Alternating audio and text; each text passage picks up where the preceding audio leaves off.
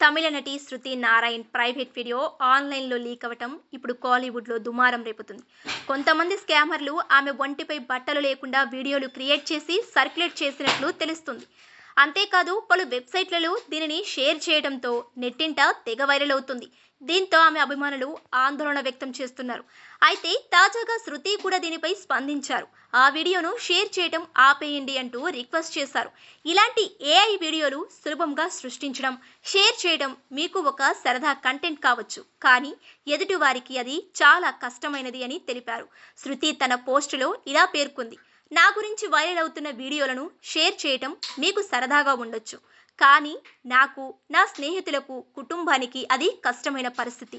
నేను ఒక అమ్మాయిని, నాకు ఎమోషన్స్ ఉంటాయి. మరి ఇంతగా దిగజారి మారుస్తున్నారు.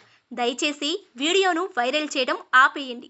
మీకు మరీ అంత కావాల్సి వస్తే మీ చెల్లిదో, ప్రేయసి వీడియో చూడండి. వాళ్ళు కూడా అమ్మాయిలే కదా, వాళ్ళకి నాలాంటి శరీరమే ఉంటుంది. వారి ప్రైవేట్ వీడియోస్ చూసి ఆనందించండి అంటూ గట్టిగా బదులిచ్చింది. చెన్నైకి చెందిన శృతి 24 ఏళ్లు.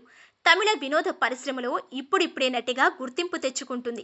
ప్రముఖ తమిళ సీరియల్ సిరగట్క అసైలో ఆమె పాత్రకు మంచి పేరు లభించింది.